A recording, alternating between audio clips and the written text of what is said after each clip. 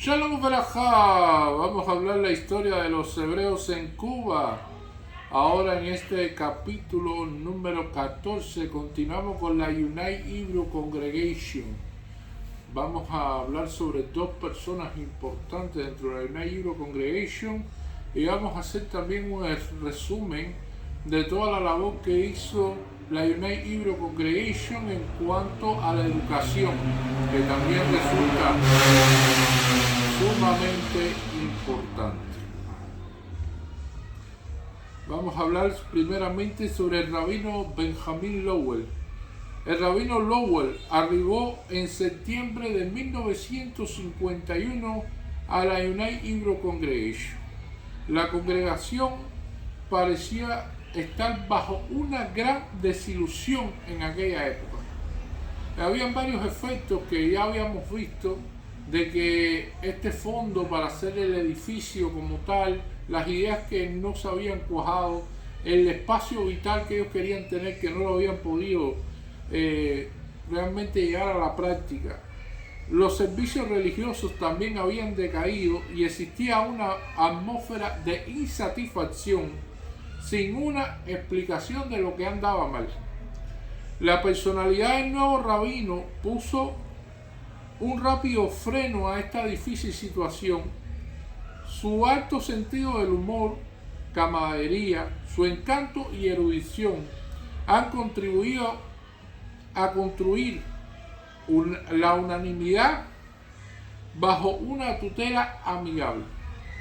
Benjamin Lowell ha dado mucho para la congregación y ha pedido poco a cambio.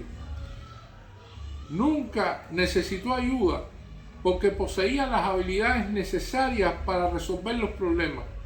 Su excelente oratoria en conjunto con una memoria hacía que no necesitara nota cuando hablaba en público. Como educador se puede decir que fue un educador y un líder nato. Su principal propósito fue restablecer la buena voluntad, la unidad de la congregación, usando un acercamiento intelectual y amistoso a la mayoría de los problemas. Él nunca estuvo alejado mentalmente de la congregación. Él necesitaba a la congregación y la congregación lo necesitaba a él. Los deseos del rabino Benjamin Lowell era fallecer en Cuba en presencia de sus queridos amigos cubanos, pero no estaba en su destino este hecho. Es importante reconocer en el tiempo que estuvo de huésped en la casa del señor y la señora de David Brandon, hasta que finalmente fue imperativo que se hospitalizara cerca de su familia en California. Se sobreentendía que el rabino Lowell fue un hombre que nunca expresó amargura y resentimiento en su trágico destino. Recordamos la dulzura y la dignidad de su carácter. También poseía el don de poder reconciliar distintas opiniones con su jovial actitud de tolerancia. Que su memoria permanezca siempre entre nosotros y que pueda descansar en la paz eterna. La otra personalidad importante fue Albert Harman. Albert Harman, que fue presidente en el pasado, siempre fomentó cordiales relaciones con diferentes grupos y denominaciones religiosas, tanto hebreas como no hebreas, y como parte activa estuvo siempre un gran número de años en los cuales residió en Cuba, logrando un gran respeto y también un trato directo y con estos diferentes credos. Él fue un miembro importante de la logia masónica de la isla de Cuba número 56 y miembro de su directiva. Él fue ejecutivo junto a Gustavo Cates de Joint Relief Committee, donde Jacob Brandon fue su secretario ejecutivo y tesorero durante el periodo crítico de los esfuerzos del Estado nazi de dominar todo el mundo y exportar su política genocida de persecución hacia el pueblo de Israel. El fallecimiento de Albert Hartman fue una genuina pérdida para la congregación, donde fue una persona muy respetada y querida en los 30 años que participó en la United Hebrew Congregation. Otra personalidad importante fue el rabino Abraham Granison. El rabino Granison fue el sucesor del rabino Benjamin Lowell en marzo de 1954. Él encontró en esos momentos a una congregación decidida a mejorar con una activa y consciente junta directiva animada a perfeccionar su funcionamiento. Sin embargo, ellos encontraron una amenaza a la estabilidad en la falta de coherencia entre el ritual y el protocolo cuando llegó el rabino Granison, debido a que en el momento donde la congregación se había afiliado a la Unión de Congregaciones de América, también tenía un compromiso el rabino dedicado al movimiento liberal reformista. El peso de estas responsabilidades seriamente afectaba su trabajo en la congregación, compartiendo espacios y tiempos en diferentes latitudes, abarcando más de lo que podía realizar. Con un trabajo duro y doloroso, el rabino Granison y tuvo éxito en instalar nuevos pilares de fuerza y consistencia para edificar espiritualmente a la congregación, a la United Hebrew Congregation, promoviendo la puntualidad y reorganizando los servicios religiosos y la escuela religiosa en la manera en que ambos se estabilizaran. El rabino Granison también era un activo miembro de la Junta Directiva de Conferencistas Rabinos de Estados Unidos. Era también y participaba en la Junta del Instituto Hebreo de la Religión. Participó también en el Comité de la Armada y el Ejército en actividades religiosas, en las Juntas de Asuntos Hebreos en Guerra. Participó en la creación y formación de personal hebreo capacitado en el servicio de las Fuerzas Armadas de los Estados Unidos de América. Y en el trabajo comunitario se destacó en el Consejo Comunitario Hebreo, en la Cruz Roja y en la Asociación Ministerial Masónica. El rabino Granison estaba también casado con su señora, que era de Pittsburgh, quien también tenía un gran respeto y admiración por la comunidad hebrea de Cuba. Ahora vamos a hablar un poco de la escuela religiosa, o sea, todo el proceso histórico de la educación que se trató por medio de la United Hebrew Congregation de ofrecer a sus miembros. En los registros de la congregación en los primeros 20 años no existe ningún tipo de escuela religiosa todavía. O sea, del año 1906 hasta el año 1926. No fue hasta el año 1927, después que se establece la primera hermandad de mujeres con Millie Weintraub, su primera presidenta, y su esposo Alf Weintraub, que empezaron una clase en el segundo piso de un modesto edificio en la calle Carlos III, donde la congregación ahí realizaba servicios religiosos y reuniones. Millie y Alf Weintraub fueron los primeros maestros y tuvieron alrededor de 10 alumnos.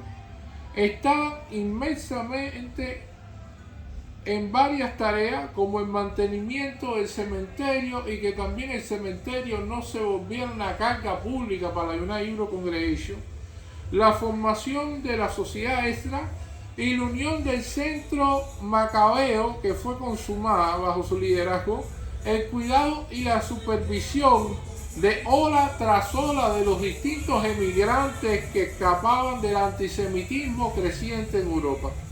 En 1933, en un momento de tantas dificultades políticas y económicas, ya hemos hablado de qué pasó en esa época en Cuba, adversas evidentemente toda esta situación, el rabino Meir Lasker, que comienza a tomar un papel en la congregación, en la United Hebrew Congregation, tuvo éxito en despertar el interés de aprender de los niños, porque los niños tienen el derecho de saber por qué se deben sentir orgullosos de ser hebreos. Y en un momento que no había muchos fondos para poder realizar este tipo de actividad. Después de 7 años de que el rabino Meir Lasker estableció este tipo de escuela, que tuvo y que dejar la congregación, la escuela entró en un periodo de inercia hasta el primer término del señor Harry Price como presidente de la congregación. En ese momento entró el rabino Milton Weisberg, que estuvo a cargo de este nuevo periodo de la escuela hebrea, donde hubo problemas y se tuvo que dividir el tiempo que se empleaba este rabino en la United Hebrew Congregation y en la Fundación Hillel también. Los esfuerzos de la Fundación Hillel terminaron en un fracaso por la realidad que había mucha desesperanza, ya que no se podía concretar un plan de estudio avanzado en Cuba, y estamos hablando de estudios hebreos de una gran profundidad. La desilusión del rabino Milton Weisberg con respecto a que la Fundación Hillel no lograra establecerse permanentemente en Cuba fue tan intensa que renunció. Después de un lapso de tiempo de varios meses, arribó el rabino Lowell y se hizo cargo. La situación general del templo era compleja y el rabino se encargó de restablecer la confianza e inspirar a trabajar, todos juntos en la misma dirección. Un grupo de señoras de la hermandad lo ayudaron a revivir la escuela religiosa, donde se matricularon 45 niños. La escuela se mantuvo viva por el dinamismo que mostraron. Comenzó una pequeña biblioteca y una atención especial que se le dio a la festividad de Hanukkah y a la festividad de Purim, en los cuales se preparó a los niños para hacer determinadas obras, se pudiera decir, teatrales y representaciones históricas de lo sucedido en estas festividades.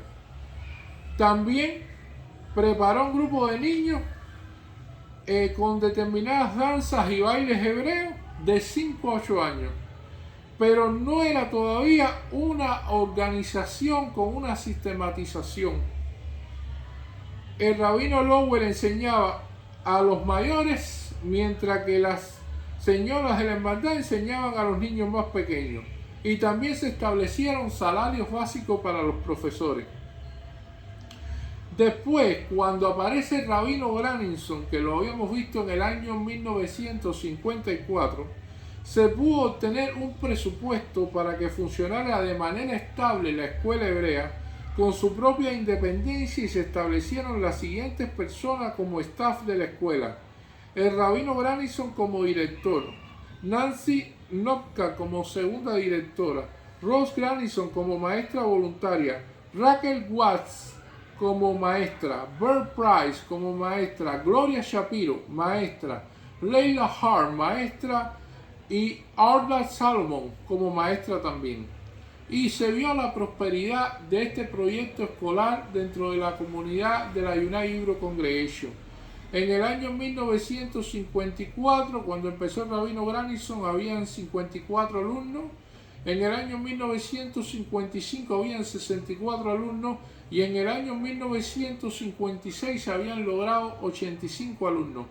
El rabino Graninson condujo servicios religiosos también cortos en cada reunión en las cuales participaban los niños, para que les fuera familiar también los servicios religiosos y especialmente algunos rezos que eran los más importantes. Él enseñó hebreo y preparó también los niños para Bar Mitzvah.